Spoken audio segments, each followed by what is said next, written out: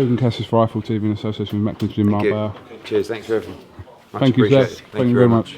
We're at the O2 World here in Berlin. It's a post-fight interview with Eddie Hearn. It just wasn't Paul Smith's night tonight. No, I mean, we wondered how much Abraham had left in the tank, how much desire he had, and he answered the questions. He was very, very good tonight. I thought Paul was brilliant. I thought they were both better than the first fight, Paul included, but Abraham was much, much better than he was in the first fight. Do you believe Paul was better than in that fight? I do actually, yeah, because fight, I think Abraham was that good in that fight. He was much more. He was more everything. He worked probably 10 times as hard in that fight than he did in the first fight. Paul, after about 4 rounds, I think I had it even, and I was thinking we had a good chance. Then he said he got hurt in the 4th or 5th round.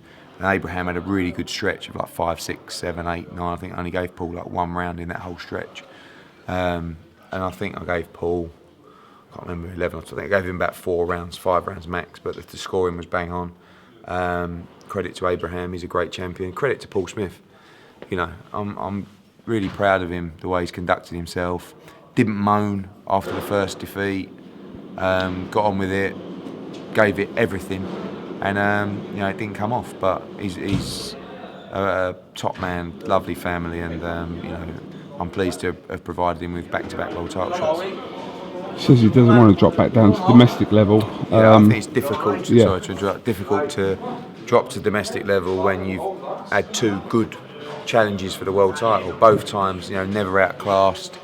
And I think for Paul, obviously, you always get interviewed after, what's next, especially with a fighter who is, been in the game a long time. And the answer with Paul is, I think if a big fight comes up, then I think he'll definitely take it. And if not, then, I think he'll assess his future. But I think it's difficult to drop to domestic level when you've been on this stage, in those kind of fights and given everything. So we'll have to see. Obviously, I just spoke to him in there, and boxers don't make rash decisions after, but it's not a very good time to ask about your future. But do you think you can steer him another world title shot? Is there any reason why you couldn't do that? Probably not straight off the bat, but I mean, there's other big fights out there. The Stern fight's a big fight. He's been on German TV twice.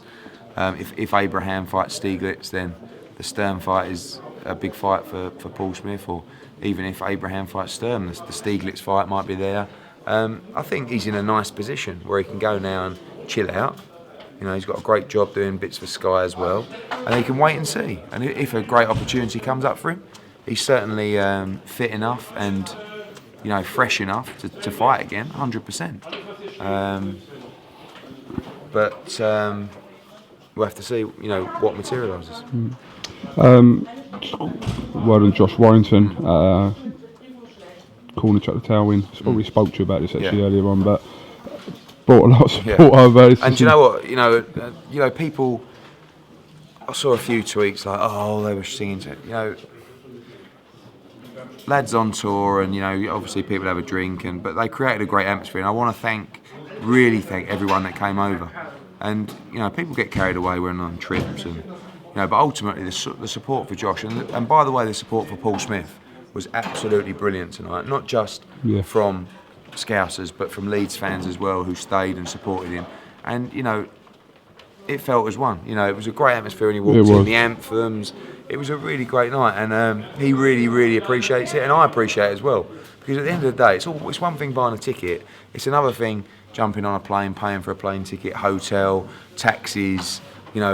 Some of them leaving their families for a week. And I know they've had a great crack as well. But it's I really, really, really, really thank everyone for the support, because it means a lot for people to travel that distance to support the fighters, and it means the world to them as well.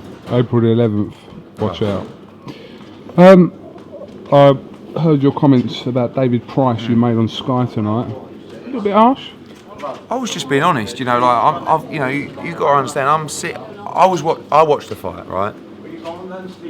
And again, as I said, I really like David Price. I think he's a really nice bloke. But if you want my honest opinion, I just thought it was poor. And I know he's trying to get rounds and he's trying new things, and people say he's searching for his confidence. But the Tony Thompson fight was a long time ago, and I don't really feel like that performance tonight has moved forward from the first performance after the Tony Thompson performance. And I was just on Sky and I could hear everyone in my ear saying, oh yes, this and that. And they come to me and I said, look, do you want me to be honest? And I didn't really feel like saying, I could have stood there and gone, oh yes, you know, it's a great performance. He was, you know, getting the rounds in, he was doing it, but it's not what I thought. So what's the point in me saying anything else? You know, and you say it was harsh, it's just my opinion. It doesn't matter, it doesn't mean it's right, it's just my opinion. I'm obviously a huge Anthony Joshua fan. Anthony Joshua would have got that kid out of there in 30 seconds. David Price might have been able to as well, if, you know, if he went in with that kind of attitude. But of course, he was trying to get rounds. But my problem is, in a packed arena, showcased on Sky Sports, it's a chance to go out and look devastating, and he really didn't. He looked a little bit lethargic, and he does look like he's searching for confidence. And I don't think that Anthony Joshua is a fight that you search for confidence in, you know? Okay. But, again, you know, like, people think I give these people stick, but I have to say, like, you know, I always try and stress, David Price, very, very good heavyweight. George Groves, great fight. Amir Khan, how many times was it you?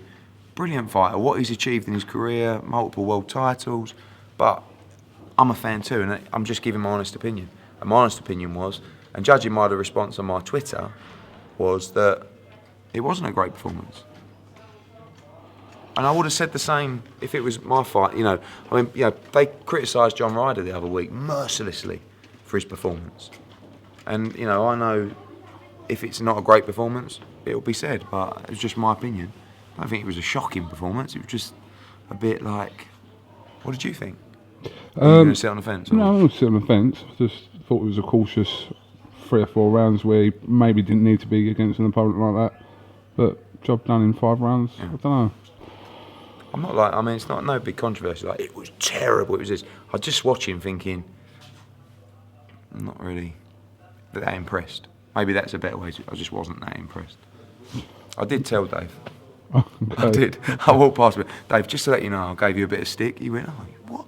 I went, no, I'm just building a Joshua fight, mate. Good old Dave. Looks at me like he was going to chin me. Did you see my 33-minute interview with George Groves? No, like, I think last night with you I might have sort of put it on for a couple of minutes. Did you watch the rest of it? No. Okay. Well, we had a chat tonight. Did you? Do you know what? We got, I think, I don't mind George, and I like him because he's outspoken and he does get people talking, and I can sell a fight. I do think that he is deluded at times, but maybe I'm deluded at times as well. But it's quite funny because obviously we slate each other on Twitter and then bump into each other, and it's like, all right. And even on Sky, he gave me a couple of sly digs in the interview after.